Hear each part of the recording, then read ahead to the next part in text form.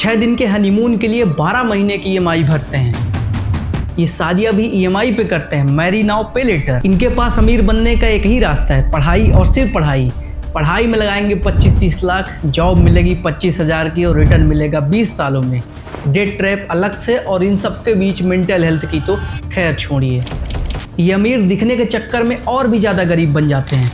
70 घंटे का काम करवाया जाता है और सिर्फ 35 घंटे की तनख्वाह मिलती है। स्कूल और कॉलेजेस की फीस बढ़ रही, हॉस्पिटल्स का बिल बढ़ रहा, मोबाइल के रिचार्ज से लेकर रेलवे का किराया तक, दाल चावल चीनी तेल साबुन शैम्पू रोटी कपड़ा मकान सब में बढ़ोतरी हो रही। पर अगर कुछ नहीं बढ़ रही तो है मिडिल क्लास की इनकम।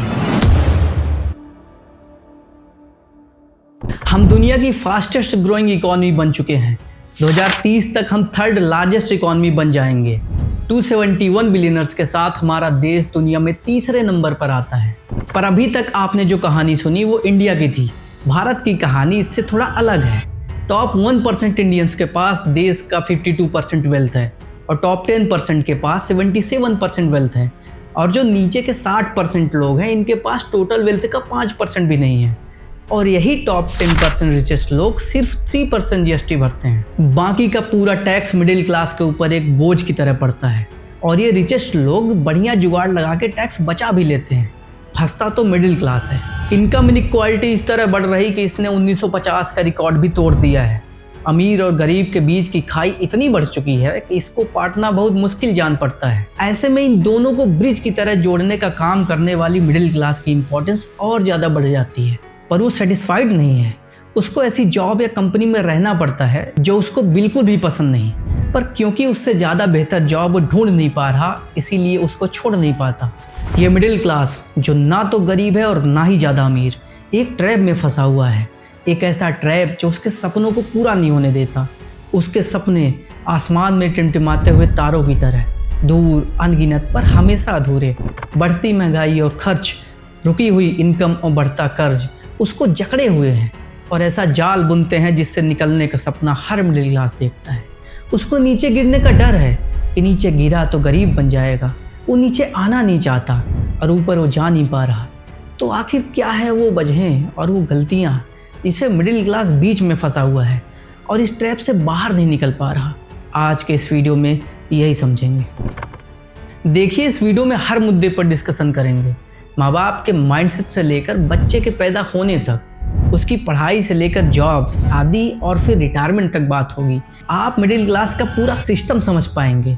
तो ये वीडियो कंप्लीट और डिटेल्ड होने वाली है, बस आप इसको पूरा जरूर देखिएगा।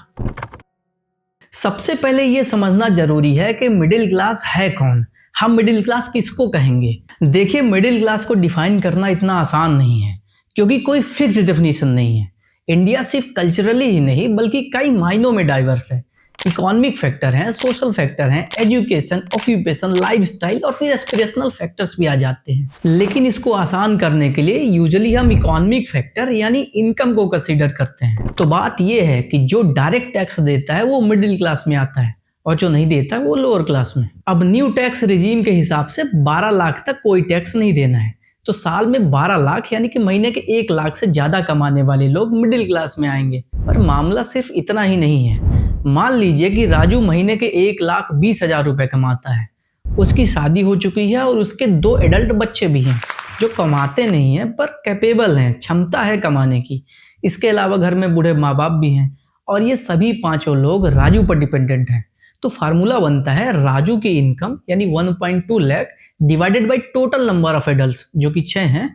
तो ऐसे में राजू की इनकम 20,000 कंसीडर की जाएगी और राजू मिडिल क्लास में नहीं बल्कि लोअर क्लास में गिना जाएगा। यही वजह है कि इंडिया में सभी को लगता है कि वो मिडिल क्लास में है, जबकि प्यू रिसर्च के 2015 के सर्वे के हिसाब से सिर्फ 2% लोग ही मिडिल क्लास में थे और कोविड से पहले इनकी पॉपुलेशन लगभग 10 करोड़ थी।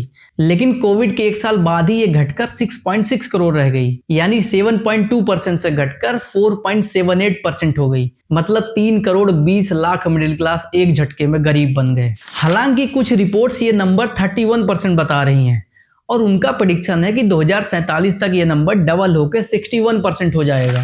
अब उनका क्राइटेरिया या डेफिनेशन अलग होगी, बिकॉज कोई फिक्स्ड डेफिनेशन नहीं है। देखिए, मिडिल क्लास किसी भी देश की बैकबोन होती है। इकोनॉमिक डेवलपमेंट के लिए इनका नंबर ज्यादा होना बहुत इंपॉर्टेंट है, क्योंकि ज्यादा मिडिल क्लास मतलब ज्यादा कंजम्पशन, जिससे इन्वेस्टमेंट और इनोवेशन भी बढ़ता है। इनकी परचेजिंग पावर अधिक होने से गुड्स एंड सर्विसेज की डिमांड भी बढ़ती है। Banking, insurance, education, telecom, health care जैसे फील्ड्स में सबसे ज्यादा खर्च भी यही करते हैं, जिससे इकोनॉमिक एक्टिविटीज भी बढ़ती है। एक समृद्ध मिडिल क्लास ही स्टेबल और प्रॉस्परस इकोनॉमी की पहचान होती है। लेकिन इंडिया का मिडिल क्लास श्रिंक हो रहा है, सिकुड़ रहा है, जबकि अमीर और अमीर बनते जा रहे हैं। अब जहां पर इकोनॉमी और देश के लिए मिडिल क्लास का होना इतना ज्यादा जरूरी है, वहीं पर हमारे देश का मिडिल क्लास एक ट्रैप में फंसा हुआ है। देखिए, ऐसी कई वजहें हैं और कई गलतियां हैं जिसके कारण मिडिल क्लास जहां था वहीं रह जाता है। ये सिर्फ फाइनेंशियल प्रॉब्लम नहीं है, बल्कि ये एक सोशल प्रॉब्लम भी है, जिसमें सोसाइटी और इन्वायरमेंट का बहुत बड़ा रोल होता है। जैसे जैसे ये वीडियो आगे बढ़ेगी, आप खुद इसे महसूस कर पाएंगे। अब आइए इन सारी वजहों को डिटेल में समझते हैं।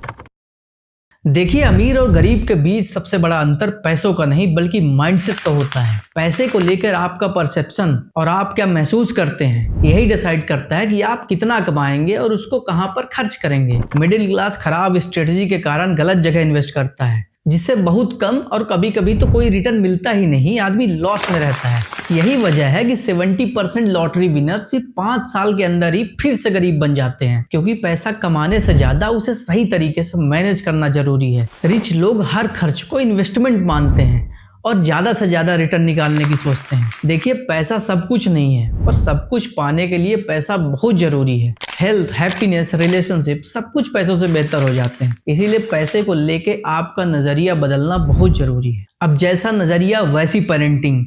आमतौर पर मिडिल क्लास की सोच रहती है कि रिस्क नहीं लेना है, सरकारी नौकरी ही बेस्ट है। इनके पास अमीर बनने का एक ही रास्ता है, पढ़ाई और सिर्फ पढ़ाई। ये अपने बच्चों को सेफ करियर ऑप्शंस चूज करने की सलाह देते हैं, जैसे गवर्नमेंट जॉब या इंजीनियरिंग या मेडिकल। 82% इंडियन पेरेंट्स खुद डिसाइड करते हैं कि उनके बच्चों को कौन सा करियर चूज करना चाहिए। पर उस बच्चे का क्या जिसका इंटरेस्ट किसी और फील्ड में था, लेकिन मजबूरी में वो कुछ और कर रहा है। और ये एजुकेशन सिस्टम 25 साल तक पढ़ाई करने के बाद भी स्टूडेंट्स को ये नहीं पता होता कि उनको लाइफ में आगे करना क्या है। मेरा दोस्त खुद MBA करने के बाद ये सोच रहा है कि उसको अब आगे क्या करना चाहिए। आप खुद सोचिए, 93% स्टूडेंट्स को सिर्फ 7 करियर ऑप्शंस के बारे में ही पता होता है, वो फील्ड्स एक्सप्लोर ही नहीं करता। जबकि AI से और भी करियर ऑप्शंस आ गए हैं, बस वो हवा के झोंके में बहक कर कोई भी फील्ड चुन लेता है। देखिए, इंडिया में सिर्फ स्कूलिंग में 30 लाख और कॉलेजेस में करोड़ों रुपए लग जाते हैं, और प्राइवेट स्कूलों की फीस भी हर साल 10% सिर्फ इंफ्रास्ट्रक्चर के नाम पे बढ़ा दी जाती है। IIT बॉम्बे के एलुमनाई और लेबर लॉ एडवाइजर के को-फाउंडर ऋषभ जैन ने अपनी डॉटर की फर्स्ट क्लास की फीस 4,27,000 दी। ढेरों चार्जेस लगे हुए हैं, आप पॉज करके पढ़ सकते हैं। वो कहते हैं कि गुड एजुकेशन एक लग्जरी है जो मिडिल क्लास अफोर्ड नहीं कर सकता, कि अगर आप एनुअली 20 लाख भी कमाते हैं तो भी आप इसे अफोर्ड नहीं कर सकते, क्योंकि लाइफ में सिर्फ फीस ही नहीं भरनी है आपको, है कि नहीं। अच्छा, ये तो बात हो गई स्कूलिंग की। इसके अलावा माँ बाप मेडिकल, इंजीनियरिंग और MBA की पढ़ाई करने के लिए लाखों खर्च करते हैं, और ये खर्च भी हर साल 10% बढ़ता ही जाएगा। इस फीस को भरने के लिए भी 71% इंडियन पेरेंट्स एजुकेशन लोन लेते हैं। इवन बच्चों की पढ़ाई के लिए अपने रिटायरमेंट की सेविंग्स तक को इग्नोर कर देते हैं। 45% इंडियन मदर्स को ये लगता है कि उनकी रिटायरमेंट की सेविंग से ज्यादा जरूरी उनके बच्चों के लिए एजुकेशन लोन लेना है। यहाँ तक कि कुछ पेरेंट्स तो फीस के लिए अपनी प्रॉपर्टी तक बेच देते हैं। RBI के डेटा के हिसाब से 2024 में लगभग 1,30,000 करोड़ रुपए का एजुकेशन लोन लिया गया, जो 2023 से 17% ज्यादा था। कॉलेज फीस होती है 30 लाख, फैमिली की इनकम 20 लाख, तो बाकी का पैसा आएगा कहां से। और ये तो बात हो गई सिर्फ इंडिया की। पेरेंट्स बेहतर एजुकेशन के लिए बच्चों को फॉरेन भेजते हैं। अगस्त 2024 में पार्लियामेंट में शेयर किए गए डेटा के हिसाब से फिलहाल 13,35,878 स्टूडेंट्स विदेशों में हायर स्टडीज कर रहे हैं। इसके लिए भी पेरेंट्स लोन लेते हैं। दिल्ली में रहने वाले अर्जुन खन्ना बताते हैं कि उन्होंने अपने चाइल्ड को UK में पढ़ाने के लिए 40 लाख रुपए का लोन लिया। वो खुद कहते हैं कि ये एक जुआ है, लेकिन मैं उसके सपनों के लिए इस जुए को खेलने को तैयार हूं। और दूसरा एग्जाम्पल अभिषेक भंडारी का है। वो अपने बेटे की पढ़ाई करवाने के बाद कहते हैं कि फाइनेंशियल बर्डन बहुत ज्यादा रहा है और हम खुद को धोखा खाया हुआ महसूस करते हैं। और ये जितना भी लोन लिया जा रहा है उसका मेजर पोर्शन पेरेंट्स कभी चुका ही नहीं पाते। टोटल एजुकेशनल लोन का 8% कभी चुकाया ही नहीं जाता। बैंक का वो पैसा डूब जाता है, एनपीए हो जाता है। और इतना सब कुछ करने के बाद अंतिम में मिलता क्या है? बेरोजगारी। आप जरा सोचिए उन लाखों युवाओं की स्थिति के बारे में जो बड़े सपने लेकर भारी भरकम लोन लेते हैं। आशा होती है कि पढ़ाई पूरी करने के बाद एक शानदार नौकरी मिलेगी, लोन चुकाएंगे और फिर फाइनेंशियली फ्री होकर एक बेहतर जीवन जिएंगे। लेकिन जब वो ग्रेजुएट होते हैं तो हकीकत कुछ और ही होती है। या तो मार्केट में उनके लिए जॉब्स नहीं होती, और अगर होती भी हैं तो उनके पास वो रिक्वायर्ड स्किल्स नहीं होती जो उस जॉब को पाने के लिए जरूरी है। इंडिया में डिग्री तो मिल रही लेकिन नौकरी नहीं। 2024 में सिर्फ 42.6% ग्रेजुएट्स को ही नौकरी मिली, मतलब 57.4% युवा बेरोजगार रह गए। इस साल 15 लाख इंजीनियर्स में से सिर्फ 10% ग्रेजुएट्स को ही जॉब मिली, बाकी के 90% इंजीनियर्स बेरोजगार रह गए। ये नंबर बहुत बड़ा है। हमारे देश में आईआईटी का बहुत बड़ा बोलबाला है, उसमें भी 2024 में 38% आईआईटी ग्रेजुएट्स बेरोजगार रह गए। 38%, जो 2021 के 19% से सीधा डबल है। वहीं नेशन वाइड की बात करें तो 21,500 आईआईटी ग्रेजुएट्स में से 8,000 ग्रेजुएट्स अनएम्प्लॉयड रह गए। आप खुद सोचिए, जब आईआईटी वालों को जॉब नहीं मिल रही तो हमारा गुड्डू जो बुलंदशहर से बीए करके आया है उसका क्या होगा? और वहीं दूसरी तरफ मध्य प्रदेश में तो एक झटके में बेरोजगारी ही खत्म हो गई, क्योंकि सरकार ने बेरोजगार शब्द ही हटा दिया। अब से अनएम्प्लॉयड यूथ को एस्पायरिंग यूथ कहा जाएगा। तो सवाल उठता है, क्या मिडिल क्लास वाकई सही दिशा में सोच रहा है? एजुकेशन जरूरी है, इसमें कोई डाउट नहीं है, मगर डिग्री के नाम पे डेट ट्रैप में फंसना, क्या ये सच में इन्वेस्टमेंट है या फिर एक सोची समझी लूट? मैं तो बस फैक्ट्स बता रहा हूँ, डिसीजन आपका है।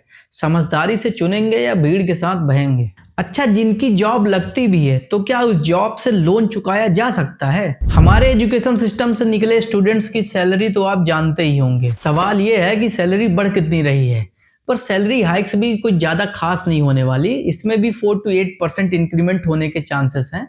टीसीएस ने भी यही अनाउंस किया है, मतलब 10,000 कमाने वाले की सैलरी बस 800 रुपए बढ़ेगी। और कई जगह तो लोगों की सैलरी पिछले 10 साल से एक भी बढ़ी ही नहीं है। लास्ट 11 ईयर्स में मिडिल क्लास, मतलब जो टैक्स फाइल करते हैं और जिनकी एनुअल इनकम 5 लाख से 1 करोड़ के बीच है, उनकी इनकम ना के बराबर बढ़ी है। 10.23 लाख से 10.69 लाख, यानी 10 साल पहले मिडिल क्लास जितना कमाता था वो आज भी उतना ही कमा पा रहा है।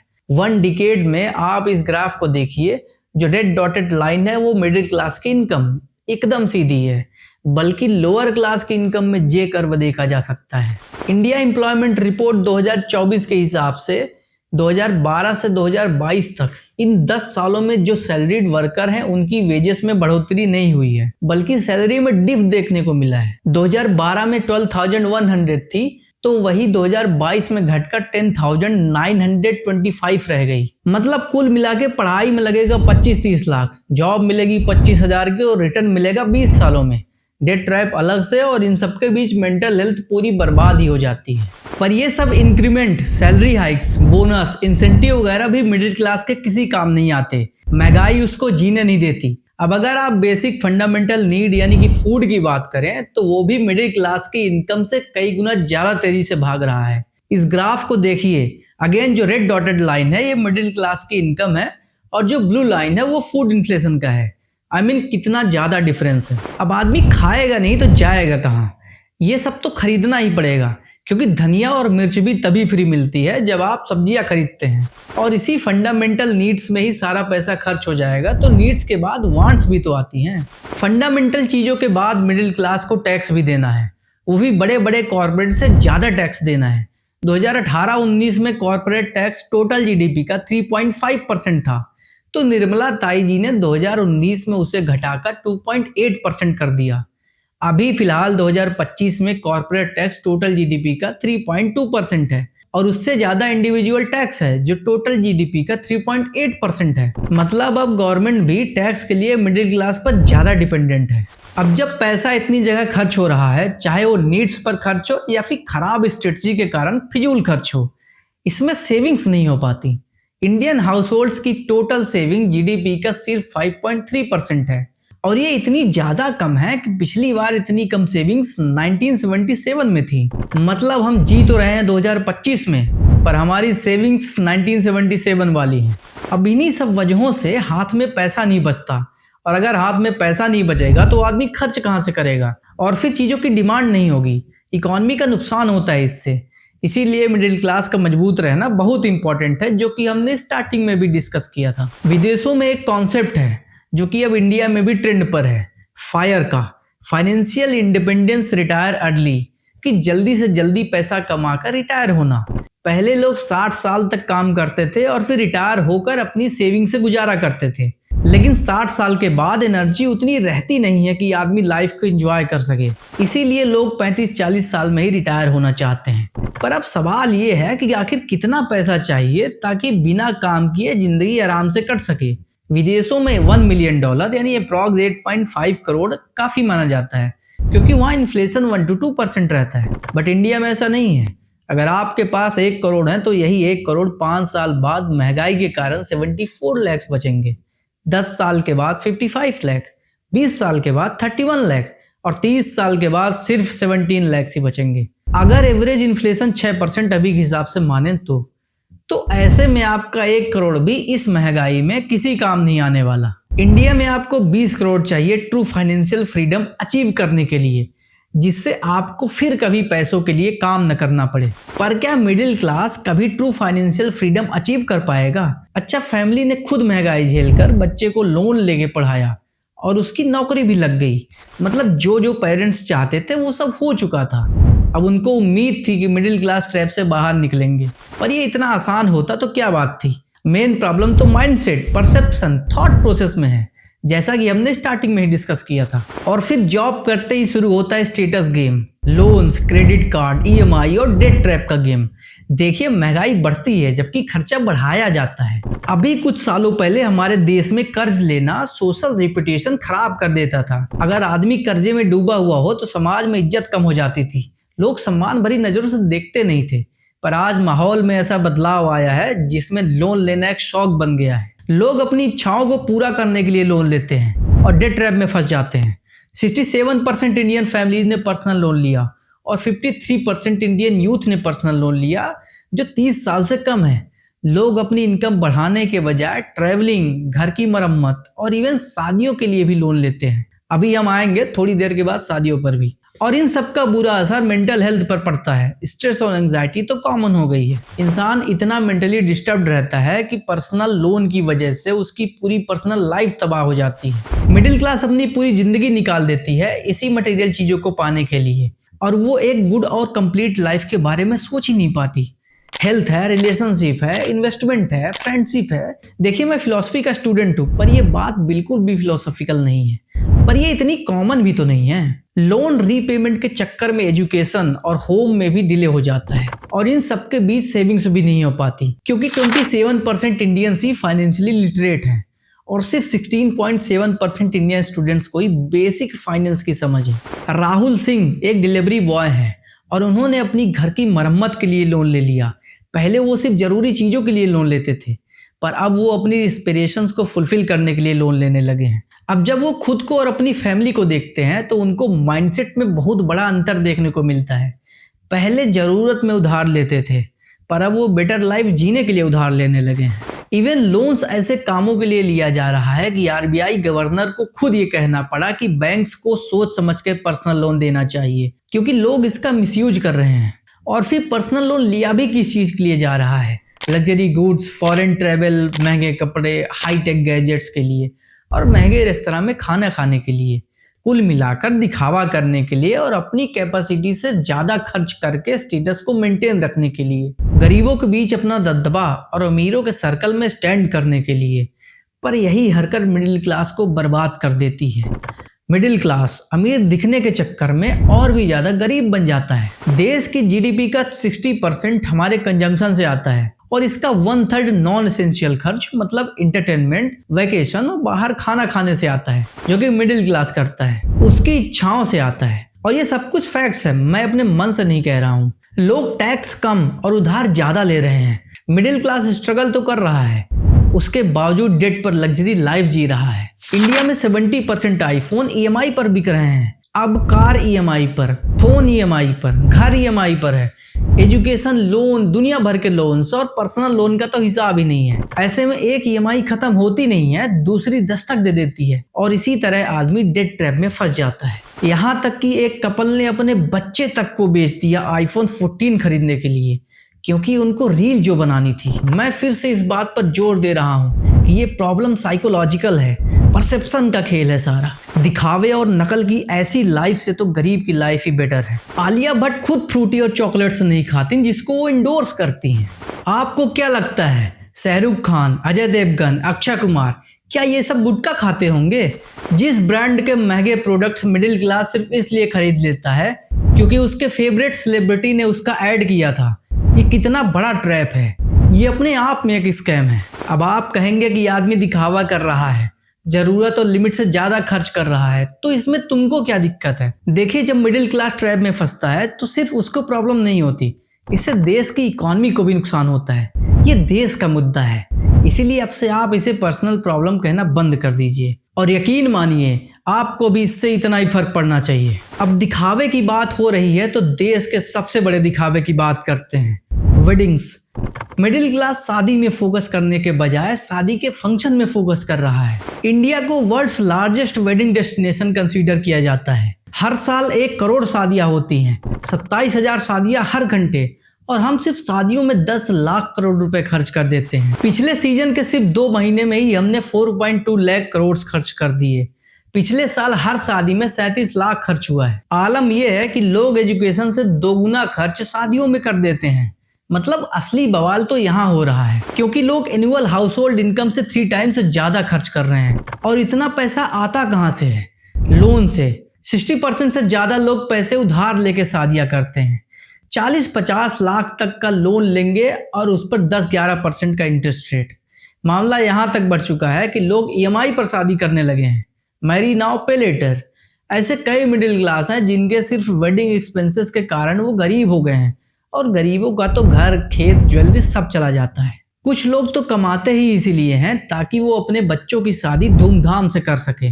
लोग आपस में कंपटीशन करते हैं कि कौन ज्यादा ग्रैंड तरीके से शादी करता है। यहाँ तक कि शादियों में गेस्ट कितने आए इसका भी कंपटीशन होता है कि अगर द्विवेदी जी के यहाँ 800 गेस्ट आए हैं तो चतुर्वेदी जी 1000 गेस्ट बुलाएंगे। और इन सब में सबसे बड़ा क्या, बल्कि पूरा ही हाथ बॉलीवुड और सोशल मीडिया का है। प्री वेडिंग, डेस्टिनेशन वेडिंग और यहाँ तक कि शादी के बाद रिसेप्शन का कॉन्सेप्ट भी इसी तरह नकल करके आया है। और ये सारे कॉन्सेप्ट अब गाँव में भी आ चुके हैं, मैंने खुद देखा है। पर ये सब आखिर हो क्यों रहा है? स्टेटस को मेंटेन रखने के लिए? यस।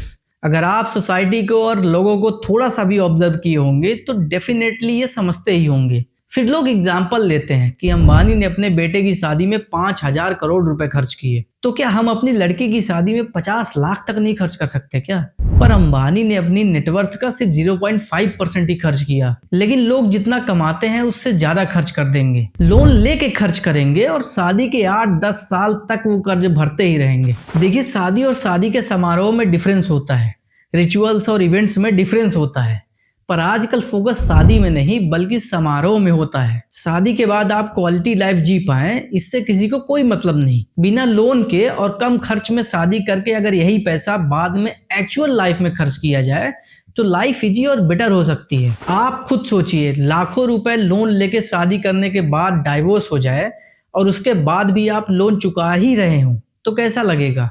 और ये हो भी रहा है। पिछले 5 सालों में डाइवोर्स रेट 35% बढ़ा है और ये बढ़ता ही जा रहा है। कोविड में जिनकी शादियां हुई 5-10 गेस्ट होते थे, उनकी भी मैरिज लाइफ बढ़िया चल रही। यहाँ तक कि 500 रुपए में कोर्ट मैरिज हो जाती है और उनकी भी लाइफ बढ़िया चल रही। देखिए, मामला तब बिगड़ता है जब 5 लाख खर्च करने की कैपेसिटी हो और आदमी 30 लाख खर्च करे, क्योंकि हर आदमी बॉलीवुड सेलेब्स की तरह अमीर नहीं होता। अच्छा, शादी भी पढ़ी लिखी लड़की से करना है और शादी के बाद उसे घर में ही रखना है, तो क्या लड़की सिर्फ अपने बच्चों को पढ़ाने के लिए ही पढ़ती है? इंडिया में आज भी वर्कफोर्स में 20% से कम फीमेल पार्टिसिपेशन है और सिर्फ 52% विमेन ही काम करना चाहती हैं, बाकी तो काम ही नहीं करना चाहती। और ये नंबर घट ही रहा है।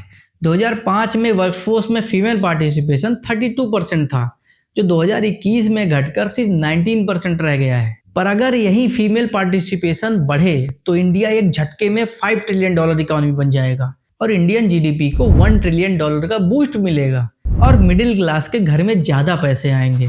आप खुद सोचिए, किसी देश की 50% पॉपुलेशन वर्कफोर्स में इन्वॉल्व ही न रहे, वो घर में ही बैठे, तो कैसे इकोनॉमी चलेगी। और इसके बाद सबसे बड़ी गलती जो मिडिल क्लास करता है, फ्यूचर प्लानिंग्स ना करके, हेल्थ और लाइफ इंश्योरेंस ना लेके।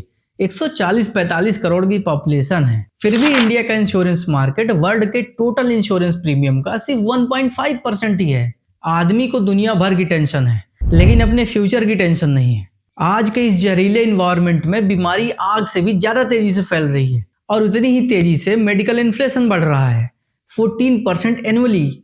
उसके बावजूद 40 करोड़ इंडियंस के पास कोई हेल्थ इंश्योरेंस नहीं है। लोग अपना घर, गाड़ी, ज्वेलरी तक बेच देते हैं हॉस्पिटल्स में इलाज कराने के लिए। यही रीजन है कि ज्यादातर इंडियंस सिर्फ एक हॉस्पिटल बिल दूर हैं गरीब बनने से, क्योंकि लोगों का सरकारी अस्पताल पर भरोसा जग जाहिर है। इलाज सबको प्राइवेट हॉस्पिटल में ही कराना है। और यकीन मानिए, इंडिया में थाना, कोर्ट कचहरी, सरकारी बैंक और हॉस्पिटल के चक्कर न काटना पड़े, नहीं तो आदमी घुन की तरह पिसता चला जाता है। लोगों को पता ही नहीं होता कि फ्यूचर प्लानिंग और उसके हिसाब से इन्वेस्टमेंट करना कितना जरूरी है। India is a country of savers not investors, but धीरे धीरे ये ट्रेंड चेंज हो रहा है। स्पेशली पेंडेमिक के बाद अब लोग इन्वेस्ट करने लगे हैं, पर अभी भी ये नंबर बहुत कम है और अभी भी लोगों का एफडी से मोह भंग नहीं हुआ है, जो इन्फ्लेशन से भी आधी ग्रोथ दे रही है। और इन्वेस्ट करने के लिए पैसा तो होना चाहिए ना। अब ये सारी गलतियां होंगी तो पैसा बचेगा ही नहीं, और बचेगा नहीं तो इन्वेस्ट कहां से होगा।